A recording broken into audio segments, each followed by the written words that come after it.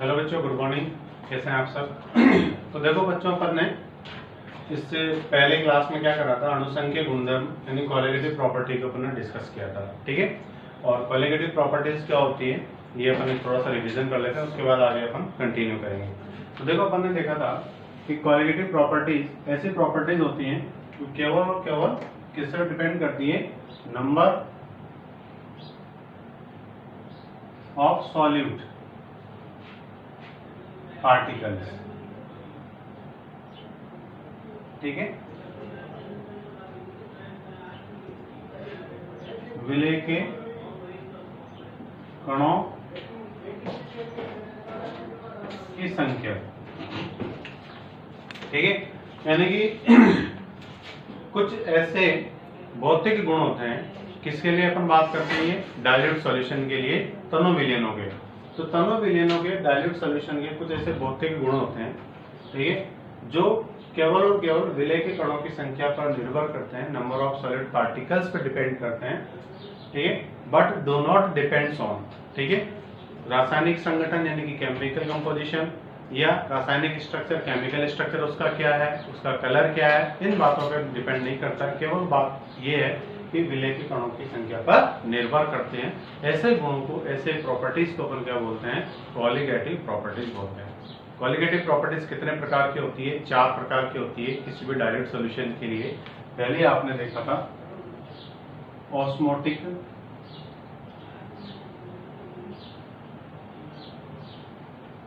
Pressure, जिसे अपन हिंदी में बोलते हैं परासरण दाब।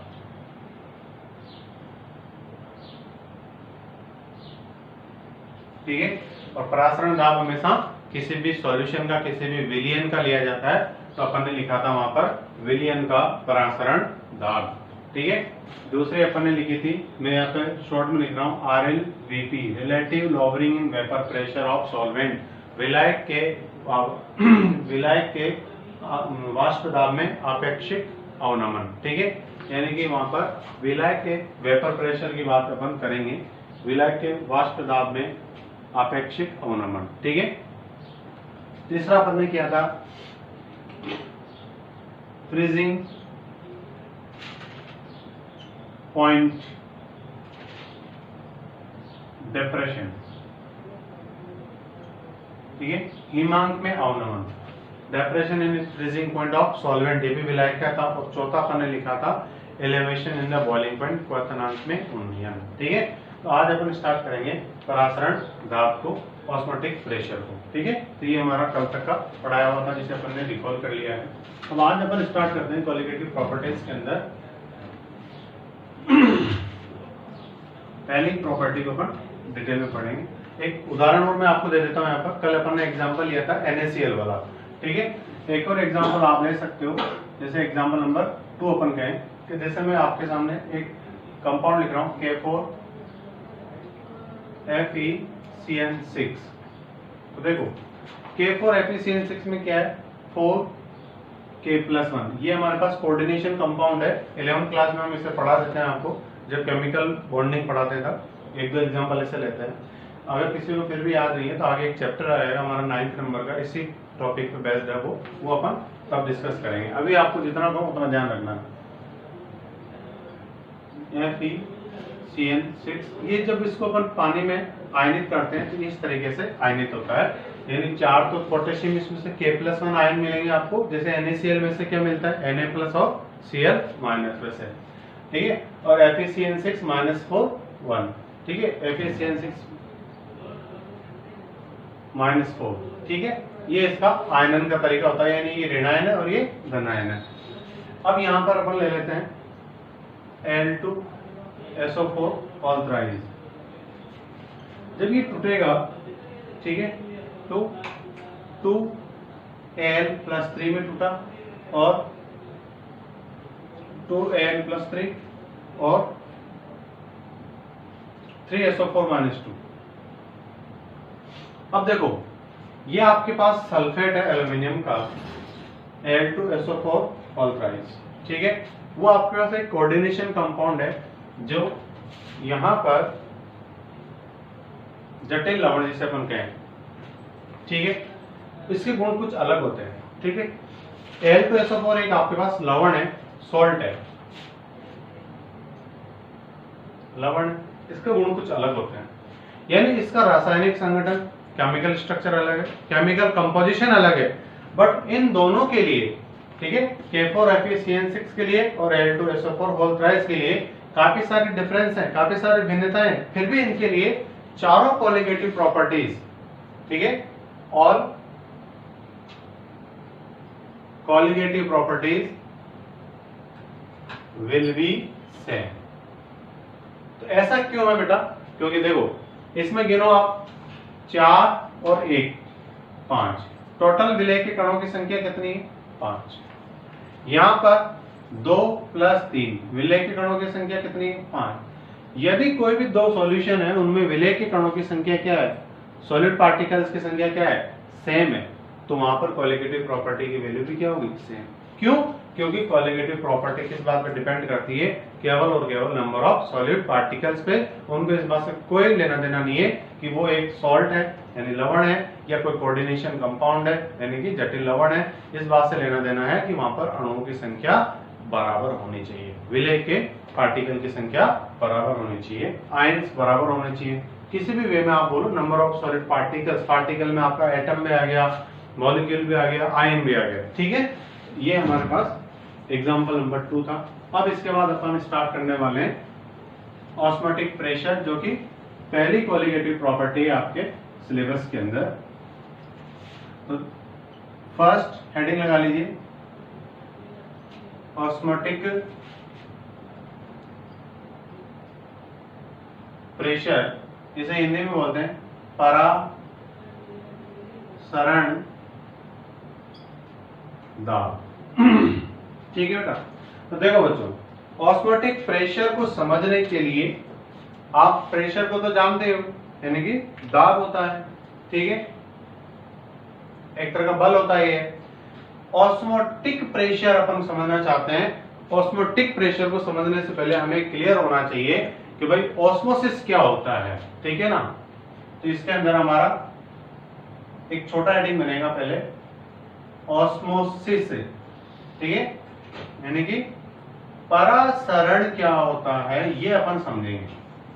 परासरण दाब बाद में समझेंगे, ठीक है। पहले अपन समझेंगे परासरण, यानी कि जो ऑस्मोसिस की प्रक्रिया जो होती है, जो प्रोसेस होता है, परासरण की जो क्रिया होती है, ये क्या होती है। जैसे आपने छोटी क्लास में पढ़ा होगा वाष्प दाब। अब भाई आप वाष्प दाब यानी वेपर प्रेशर को समझने वाले हो, तो किसी भी टॉपिक का जो बेस होता है उसे पहले समझना चाहिए। तो पहले आपको ये तो समझ में आए कि जो वेपर है उससे प्रेशर जो बनता है वो वेपर प्रेशर किस तरह से क्रिएट होता है, ठीक है। वेपर से लिक्विड से वेपर बनने की जो क्रिया होती है वो कैसे होती है, ठीक है। उसके बाद वेपर प्रेशर ऑटोमेटिक समझ में आ जाएगा। इसी तरह से अपन पहले समझेंगे परासरण यानी कि ऑस्मोसिस, ठीक है, और उसके बाद ऑस्मोटिक प्रेशर को डिस्कस करेंगे। अब ऑस्मोसिस की जब डेफिनेशन में यहाँ पे लिखूंगा बच्चों, तो उसमें आपको एक कॉन्सेप्ट है मेम्ब्रेन का, वो पहले अपन क्लियर कर लेते हैं। तो देखो यहाँ पर मैं आपको कुछ समझा रहा हूँ, बेसिक चीजें आप समझिए अच्छे से।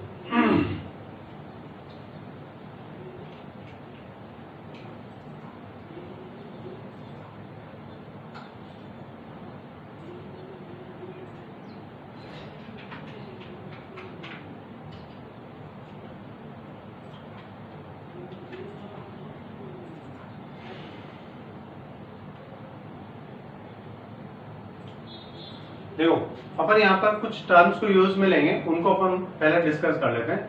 एक होता है बेटा अपने पास परमिएबल मेम्ब्रेन, यानी कि पारगम्य झिल्ली, ठीक है। दूसरी होती है हमारे पास सेमी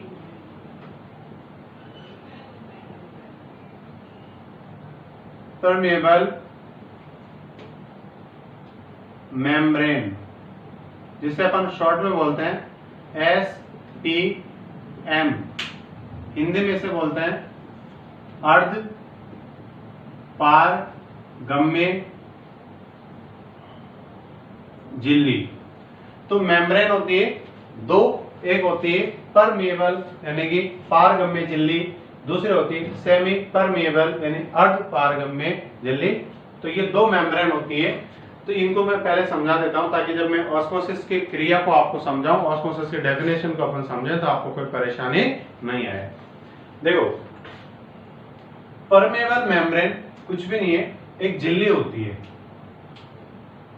ठीक है। अब झिल्लियां कई टाइप की होती है, वेजिटेबल मेम्ब्रेन भी होती है, जैसे आप प्याज को जब काटते हो तो उसके अंदर एक आपको झिल्ली व्हाइट व्हाइट कलर की नजर आती है, वो भी एक मेम्ब्रेन है। हमारी जो चमड़ी होती है, स्किन होती है, इसके अंदर भी एक मेम्ब्रेन होती है जिसे अपन कहते हैं एनिमल मेम्ब्रेन यानी कि जानता हूं झिल्ली, आपने छोटी क्लास में पढ़ा होगा। तो मेम्ब्रेन जो है बेसिकली वो क्या है, फिल्ट्रेशन का काम करती है। जैसे डेली लाइफ में आप देखते हो घर में चाय बनती है, मम्मी चाय बनाते होंगे, चाय को छानते हैं तो वो भी एक मेम्ब्रेन का काम कर रही है। आटा जो होता है फ्लोर, उसे अपन छान के यूज में लेते हैं, वो भी एक मेम्ब्रेन ही है। तो मेम्ब्रेन का बेसिकली काम क्या होता है, फिल्ट्रेशन करना। और फिल्ट्रेशन कैसे होता है बच्चों, दुनिया में किसी भी फिल्ट्रेशन की आप बात करते हो तो फिल्ट्रेशन का साधारण सा मतलब ये निकलता है कि कोई पर्टिकुलर चीज को अलाउ कर देना, ठीक है, और कोई पर्टिकुलर चीज को रोक देना, ये तो फिल्ट्रेशन हो गया, ठीक है। मतलब आप कुछ चीजें रोक रहे हो और कुछ चीजें आप क्या कर रहे हो, अलाउ कर रहे हो, तो ये क्या हो गया, फिल्ट्रेशन हो गया। जैसे चाय जब फिल्टर होती है तो क्या होता है, चाय के जो कण होते हैं वो उसी झिल्ली में रुक जाते हैं और चाय निकल जाती है, तो ये उसका फिल्ट्रेशन हो गया, ठीक है, पृथक्करण हो गया। तो अपन देख सकते हैं कि पारगम्य झिल्ली क्या होती है। देखो, ये मान लीजिए मेरे पास कैसे झिल्ली है बेटा, पारगम्य झिल्ली है, ठीक है। अब इस पारगम्य झिल्ली में डेफिनेशन क्या होती है वो आप समझने की कोशिश करेंगे, ठीक है। ऐसी झिल्ली जिसमें, ध्यान से सुनना मेरे वर्ड्स, विलेय तथा विलायक दोनों कण आर पार निकल जाते हैं। मान लो कोई पात्र लगा हुआ है, इसके अंदर विलेय तथा विलायक के दोनों कण आर पार निकलकर गुजर जाते हैं, तो ऐसी झिल्ली को अपन बोलते हैं परमेएबल मेम्ब्रेन, यानी the membrane by which solute and solvent particles passed known as a permeable membrane, ठीक है। बोथ सॉल्यूट एंड सॉल्वेंट दोनों के पार्टिकल अगर किसी मेम्ब्रेन से गुजर जाते हैं तो उस मेम्ब्रेन को अपन क्या बोलेंगे, परमेएबल मेम्ब्रेन, राइट। बट अगर मान लीजिए एक ऐसी झिल्ली है आपके पास,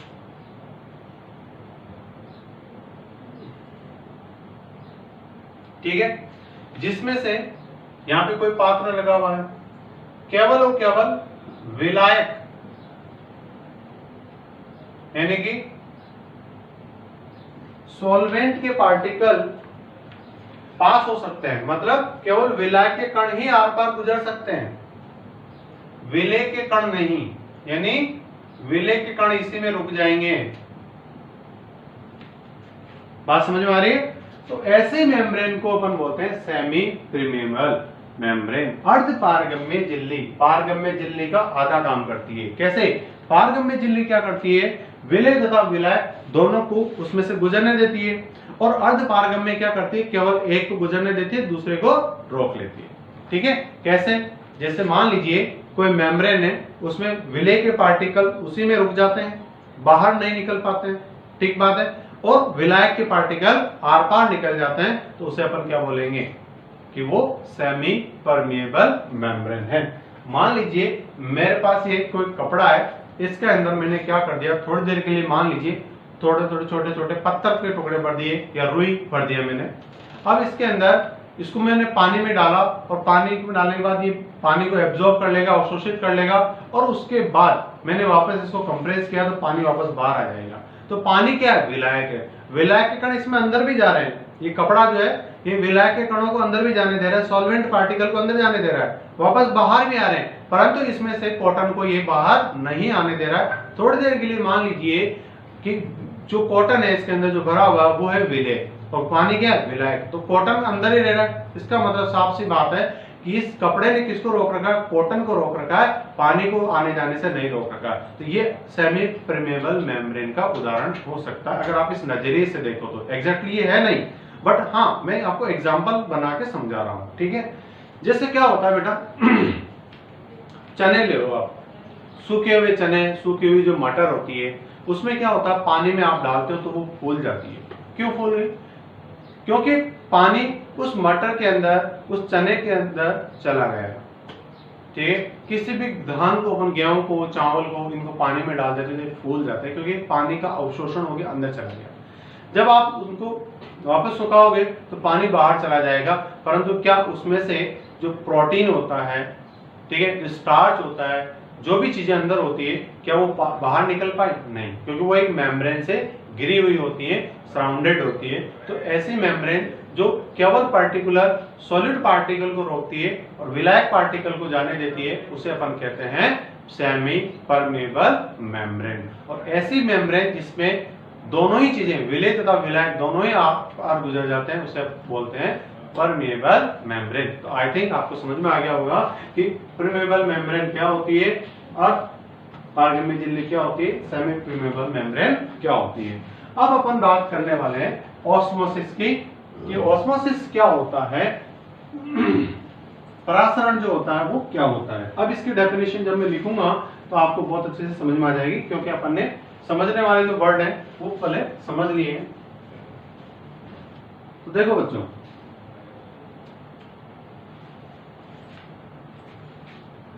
परासरण अपन पढ़ रहे हैं। ऑस्मोसिस वह प्रक्रम या आप कह सकते हो प्रक्रिया, वह प्रक्रम जिसमें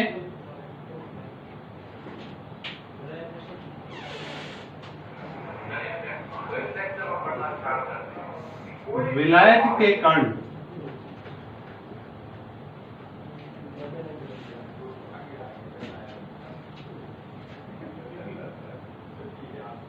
शुद्ध विलायक से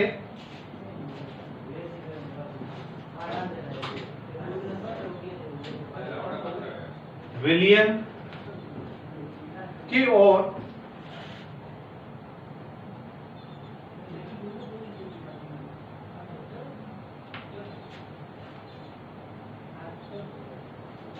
अथवा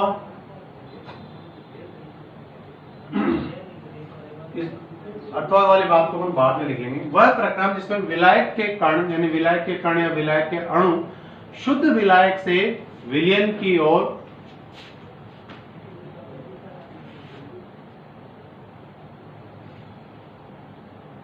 अर्ध पारगम्य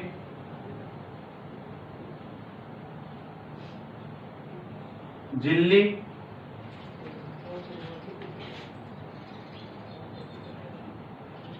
में से होकर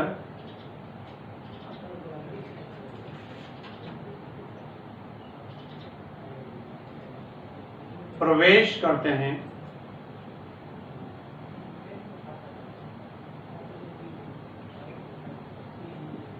परासरण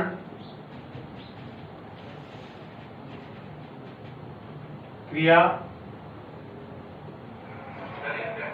कहलाती है। ठीक है, देखो बहुत अच्छे से, वह प्रक्रम जिसमें विलायक के कण, किसके कण? विलायक के कण शुद्ध विलायक से विलयन, ये बात ध्यान रखना, शुद्ध विलायक से विलयन की ओर कौन सी झिल्ली में से? अर्ध पारगम्य झिल्ली में से होकर प्रवेश करते हैं, क्या कहते हैं? परासरण की क्रिया कहलाती है। इंग्लिश में अपन बात करें तो the process in which solvent particles moves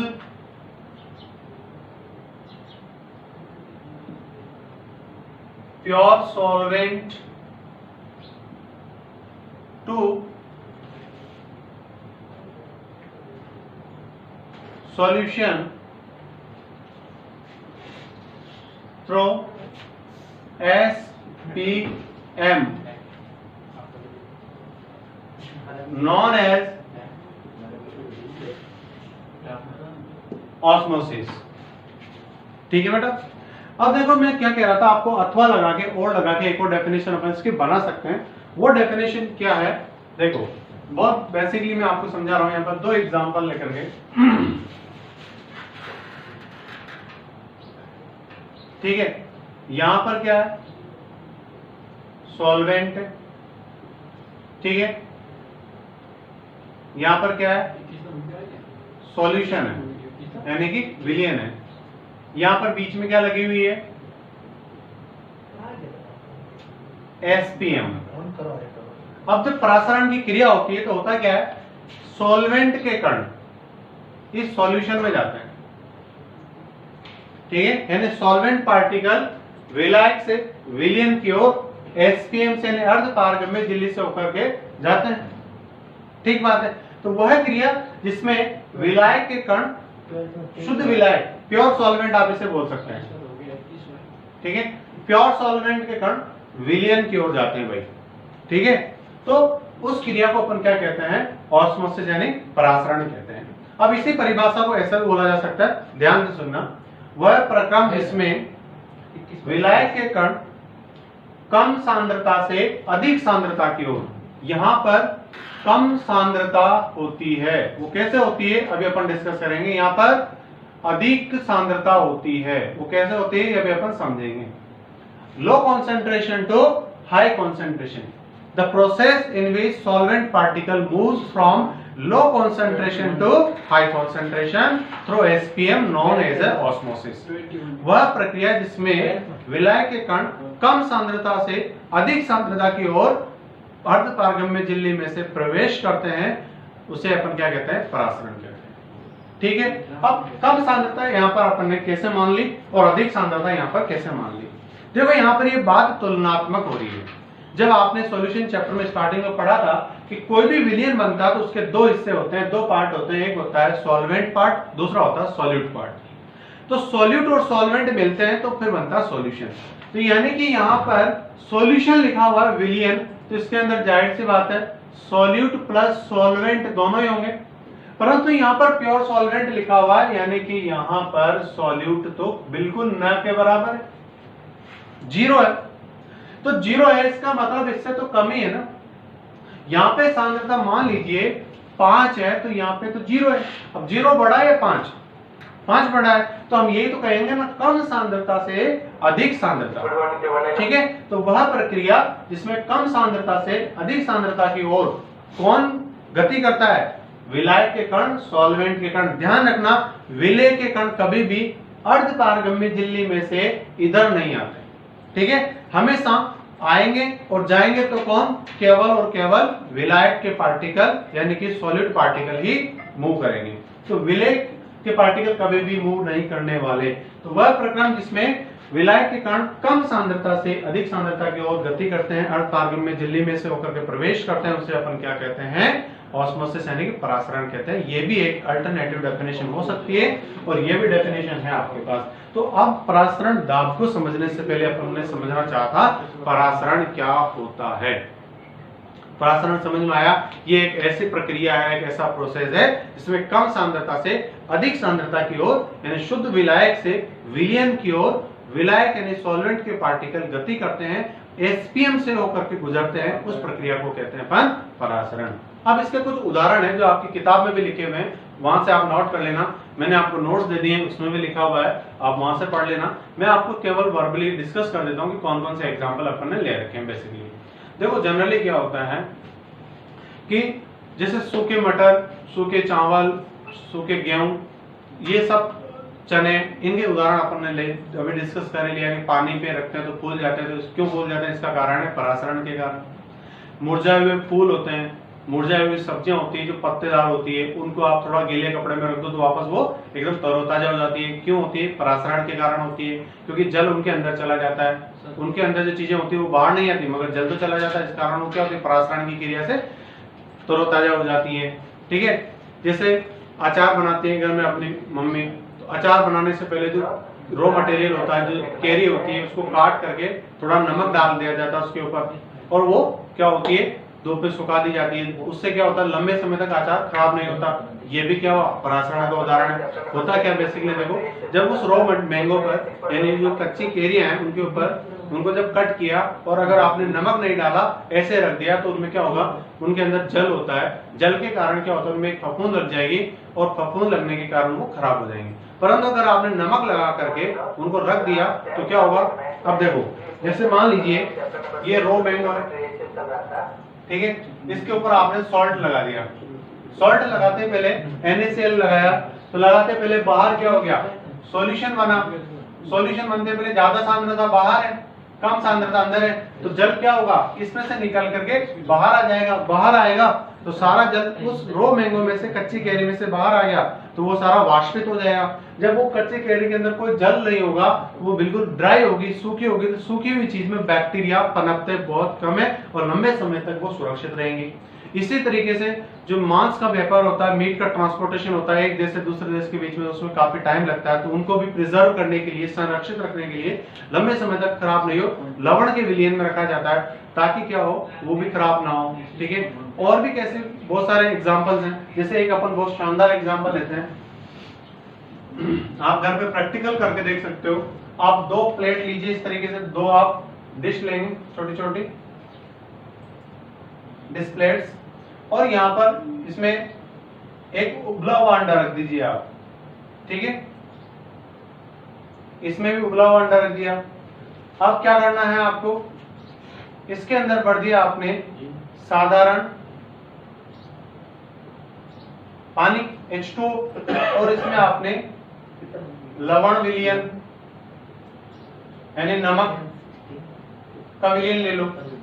नमक के विलयन में भी आपने एक उबला हुआ अंडा रखा और आपने पानी के अंदर भी एक उबला हुआ अंडा रख दिया। दोनों को सेम टाइम पे आपने रखा है। आप कुछ टाइम के बाद देखोगे कि जो आपने साधारण पानी में अंडा रखा है उसका आकार थोड़ा बढ़ जाएगा, यानी कि आकार बढ़ गया, ये फूल जाएगा, स्वेल हो जाएगा, और ये हो जाएगा श्रिंक यानी कि सिकुड़ जाएगा। इसका आकार क्या हो जाएगा, कम, ये छोटा हो जाएगा। कारण क्या है, साधारण पानी में आपने रखा तो अंडे के अंदर जो प्रोटीन है, ठीक है, जो भी सॉल्यूट है वो अंदर है, तो अंदर सॉल्यूशन है, और बाहर क्या है, उसके अंदर विलायक है, तो विलायक के कण अंडे के अंदर प्रवेश करेंगे। तो अंडा जो होगा वो जल उसके अंदर प्रवेश करेगा तो फूल जाएगा। यहाँ पर अंडे के साथ क्या हुआ कि अंदर जो भी हमारे पास नमी है, जो मॉइस्चर है, वो बाहर क्या है, NaCl भरा हुआ है चारों ओर, तो यहाँ पर विलयन है, तो अब अंडे से बाहर निकल करके विलायक आ जाएगा। विलय अंदर ही रहेगा, परंतु विलायक के कण यानी जल जो है अंडे से बाहर आ जाएगा। तो जल यहाँ पे बाहर आ गया तो उसका आकार क्या हो गया, सिकुड़ जाएगा। समझ में आएगा।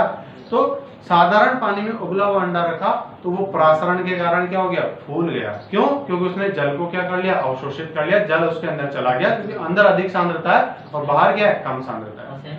जब अपन ने नमक के विलयन में रखा तो नमक के विलयन में बाहर की ओर सांद्रता ज्यादा है, अंडे के अंदर कम सांद्रता, तो अंदर का जल बाहर आ जाएगा। तो परासरण की क्रिया तो क्या होती है, अंदर या बाहर, जिधर ज्यादा सांद्रता होगी उधर चली जाएगी। ठीक है, तो परासरण के कारण जल जब अंडे से बाहर आ जाएगा तो उसका आकार सिकुड़ जाएगा, और अगर अंदर जल जा रहा है तो वो आकार बढ़ जाएगा। तो ये कारण है परासरण का। ठीक है, ऐसे और भी उदाहरण वहां पे लिखे हुए हैं आपकी बुक में, आप उन्हें पढ़ सकते हैं, डेली लाइफ से रिलेटेड है, पूछा जा सकता है किसी भी एग्जाम के अंदर। ठीक है ना। अब अपन पढ़ेंगे आगे चल के ऑस्मोटिक प्रेशर। ऑस्मोसिस हमने समझ लिया है, अगली क्लास में मैं आपको बताऊंगा कि ऑस्मोटिक प्रेशर क्या होता है। तब तक आप ऑस्मोसिस को बिल्कुल क्लियर कर लीजिए। Thank you so much.